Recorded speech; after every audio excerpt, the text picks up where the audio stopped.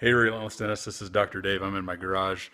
It's Memorial Day weekend. This is the time of year I typically trade in the ski helmet for a biking helmet. And I wanted to talk to you about a mental concept, a kind of a psychology of success framework that has been pretty instrumental in my successes in the last year.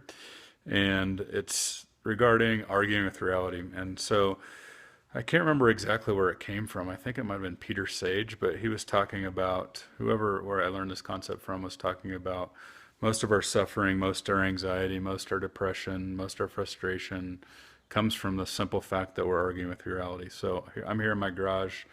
I expected it to be a nice spring day in the mountains, and it's 37 degrees. I can argue with that. Both tires on my bike were flat. I can argue with that.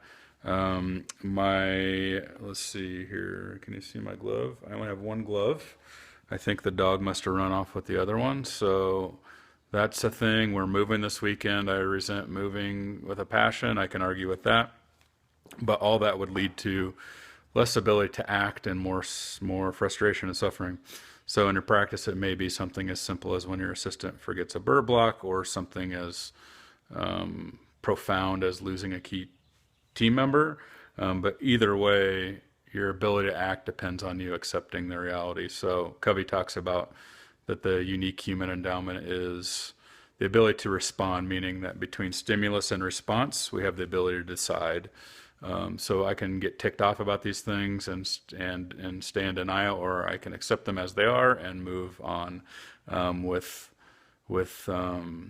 proactivity, with positivity, and so forth. So anyway, think about that and how it applies to your life. How many times are you arguing with reality?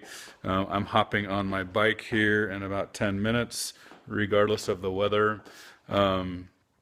The last thought that comes to mind before I end here is that this concept is really brought to a point in this conversation that I heard somebody talk about. I think it was Kamal Ravikant, that said that he encountered a monk at a meditation retreat, and he said, "How do you achieve peace?" And the monk kind of chuckled and said, "Oh, you're asking the easy questions."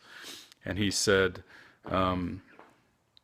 "To everything that happens," he says, "To yes, I say yes to everything that happens. I say yes." So think about when you're saying no to reality and how that is negatively impacting your ability to be successful, and how simple it would be just to say yes to what happens and move forward with positive action.